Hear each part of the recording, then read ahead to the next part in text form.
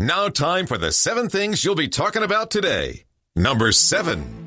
The $14.9 billion U.S. Steel-Nippon Steel merger could bring up to $500 million in investments to Alabama in order to upgrade their facilities. That's massive. That's huge. And it's looking pretty good. $500 million in upgrades for that facility means a couple of things. One, and probably first and foremost, a commitment to that facility that is there in Birmingham, and that's good. That is a great opportunity for us to say, okay, this is going to be here, this is going to exist, and we are going to make sure that these jobs in this industry is operating here in the United States and in the great state of Alabama. So they continue putting money into that. That is a great thing for everyone involved.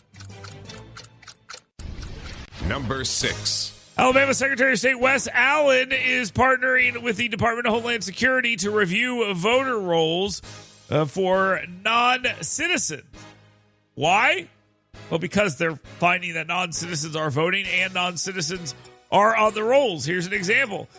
Texas is doing the same thing, and they found that almost 2,000 non-citizens removed from the rolls had voting histories. That's right. And that means that they were able to vote even though they were not supposed to. What's the big deal? No, they did. They did. It happens. And we should acknowledge that, and we should do all we can to stop it, because every vote cast by an illegal immigrant is one less vote for an American citizen. Oh, they're also whining about the census and whether or not they're going to be able to count it there. They're not supposed to be. It's not supposed to work. Number 5. A great story out of Prichard has a police officer in trouble, and I'm still trying to figure out why. They roll up on the scene. It's a guy beating some woman in a car. They won't get out of the car. They grab a baseball bat. They break the window. The guy finally gets out of the car, and they beat the hell out of him with the bat. I'm sorry. What's the problem here? I'm sorry. What are we upset about? What, did he not hit him enough times? What are we supposed to be mad about here? The guy wasn't complying, and he was a domestic abuser. What exactly is the issue? He hit him with the bat? It didn't break. What's the problem? Oh, no, it's terrible. I don't know. Can we give this guy an award or something? What are we supposed to be mad about? It's under investigation. For what? What are we investigating? People are outraged. Are they? And if they are, why? I hit every domestic abuser in the state with a bat. Let that be this guy's job. Number 4. Yesterday was a big day for United States Senator Katie Britt. She figured out how to get the inclusion of a child care tax relief in the Senate GOP's One Big Beautiful Bill, which I don't like saying one big beautiful. I like big beautiful bill. But she got that in there, and she also announced her endorsement of Governor-elect Coach United States Senator Tommy Tuberville and his bid for governor. So not much of a surprise there, but it looks like, the establishment is behind Tommy Tuberville in this particular case as well. They're completely fine with that. It doesn't look like there's going to be any real opposition against, like I said, the governor-elect. But the child care tax credit thing is actually a much bigger deal. The bill is changing in the United States Senate, and they will go back to the House. Some economic relief there for child care in the form of tax credits. Number 3. Republicans claim Democrats admitted guilt in covering up former President Joe Biden's health decline. I would refer to that as a mental decline, but whatever. They did this when they boycotted a Senate hearing on the issue. Now, the people that did show up were complaining about soldiers on the streets. They were complaining about Donald Trump's cognitive decline, which is hilarious. And they basically wanted to talk about anything but the conversation that they should be having, which is about who the hell was running the autopen. Because the autopen was apparently operating while Joe Biden was laying on a beach in Delaware. So they started to put some of these pieces together. I I don't think they're going to undo anything, but I do love to hear that it's all starting to fall apart even more for Joe Biden. I cannot wait until every American thinks as little as Joe Biden as I do. Number 2.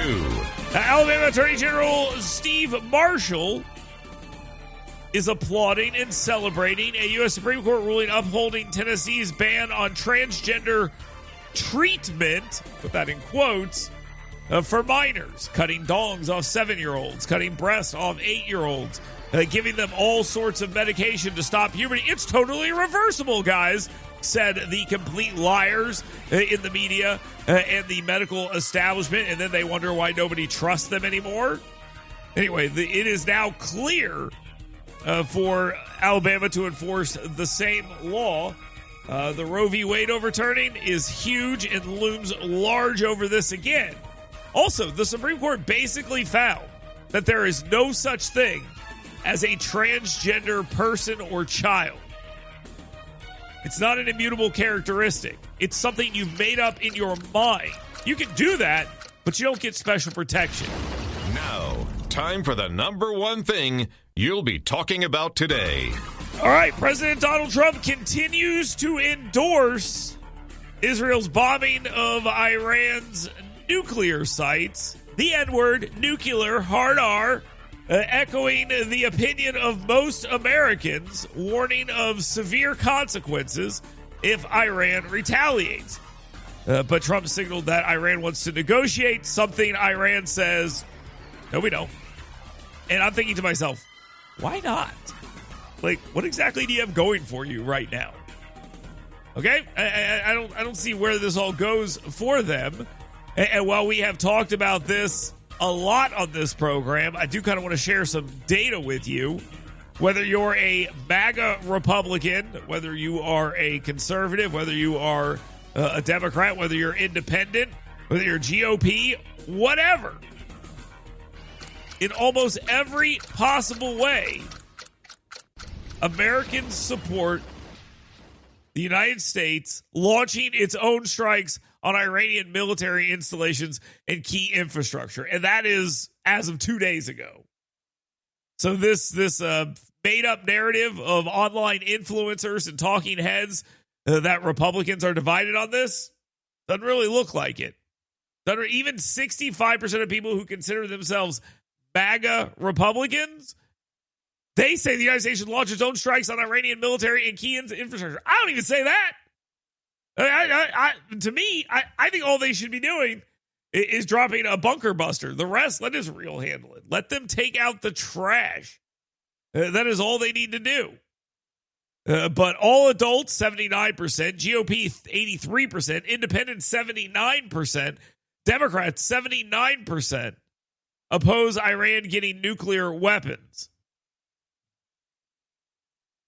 Come on, guys. I think we understand exactly what is going on here, and that Americans not only support Israel, but they support getting rid of this nuclear threat.